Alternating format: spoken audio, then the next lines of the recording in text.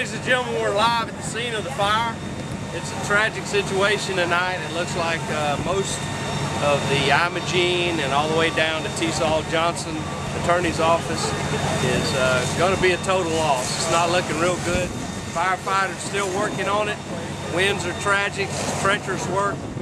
We hope everybody gets through safe. Well, welcome, ladies and gentlemen. I'm Jerry Cooey. I'm Deborah Nelson. And you once again have found us. We're the Santa Rosa Week, Channel 27 Mediacom from 4:30 to 5 every Saturday afternoon. And all the shows will also, you can find them on YouTube. Well, Deborah, we had a tragic week in the city of Milton. We have some footage from the fire. Yeah, let's go ahead and play the footage and let the folks see that, and then we'll have a few comments.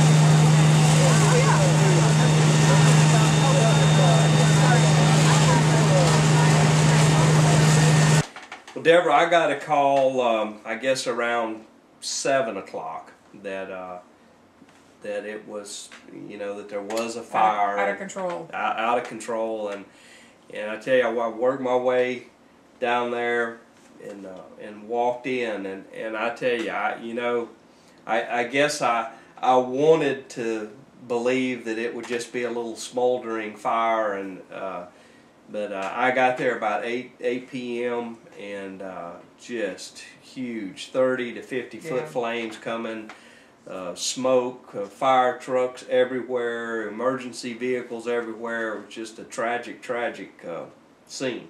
It just didn't want, that fire did not want to go out. Well, it would flare up, and they almost have it, and then it would flare up again. Yeah, and then a tremendous wind, you know.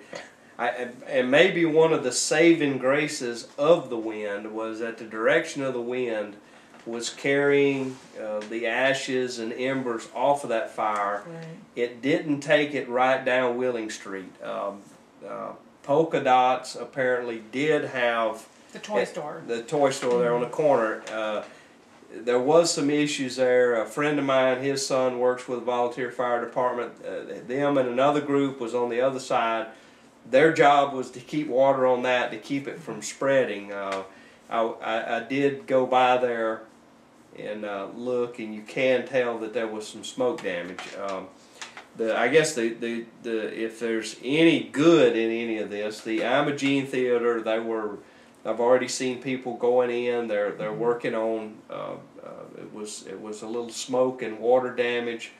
It appears that it is structurally sound. I saw a film crew going in, and there were people coming in and out. So hopefully the historic Imogene, which is certainly one of the centerpieces of downtown, is going to be okay. And you know, they have a very energetic group. There's a lot of people that love that historic building. So I give them great hope. And I you know, I actually, while I was down there, I heard one lady say, "Hey, you know, I've never done anything down there, but I want to volunteer and help clean it." So I think we're going to see a real community outpouring there. Well, they recovered from the hurricane, and they were pretty wet during the hurricane. Right. And they managed to bring a lot of those old items, all the items in the museum, came back out. So. Right.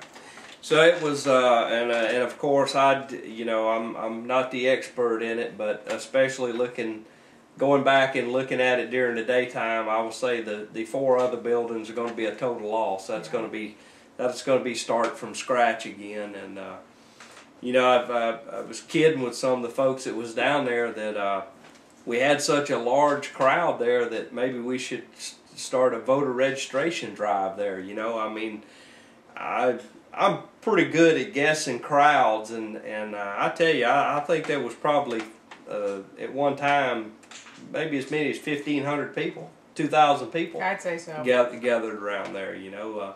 But everything was very orderly. Our our commissioner Bob Cole, he had on his red vest and he was working on crowd control, and he's actually got a little sheriff star as well. well, he was doing a good job last was. night. You Yes. know, the flames were moving towards the west in those buildings, and people were a little bit close, and so you know we got everybody backed up. We certainly don't know what the future holds. There was already discussions in the crowd of people that I was around. Well, you know, I'm gonna have to find. It was some people connected with Main Street.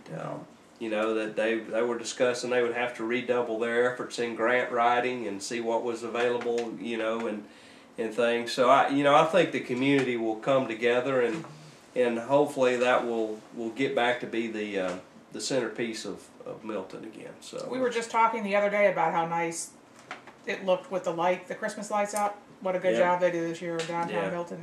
Well, it's my hat's off. There's been I'm not going to try to name them, but there's so many people involved.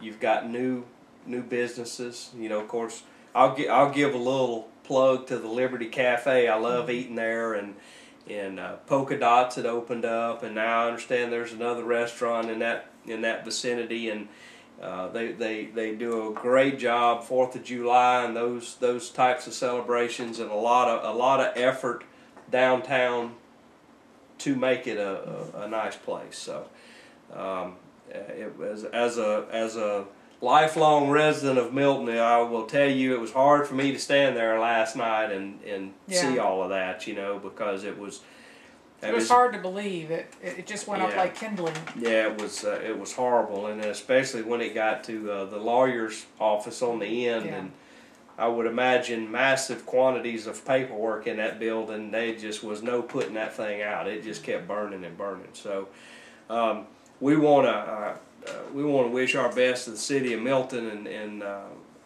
we look forward to seeing everything get back in place again. Yes, we do. Okay, Deborah, so what is our topic this week? Well, there's a lot of real estate transactioning in the wind. It does appear to be so. Yes. This is the area in the center that's crosshatched, just a little over 300 acres. The Navy conducted an appraisal of the development rights acquisition, which they have advised me was $72.50 an acre. They advised that their appraisal reflected that the fee simple value was $10,000 an acre. Of course, they're not interested in the fee simple. They just want the development rights, and pursuant to our agreement, the proposal as outlined in the letter from the Navy dated September 18th is they will fund 75% of that easement acquisition, and the county would fund 25%. Their 75% amount is $1,631,250. Our 25% would be $543,750.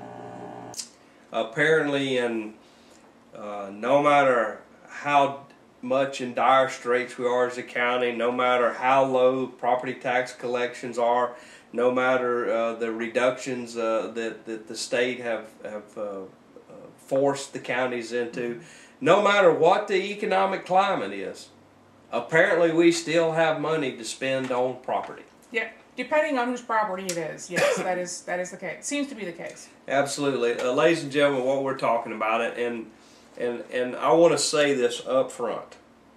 I fully support the military. I fully support encroachment efforts around Whiting Field. My problem, though, has been in some of the prices that you, the taxpayer, and I, the taxpayer, have paid for some of these properties. And we've kind of taken it to, I guess, a new level this week.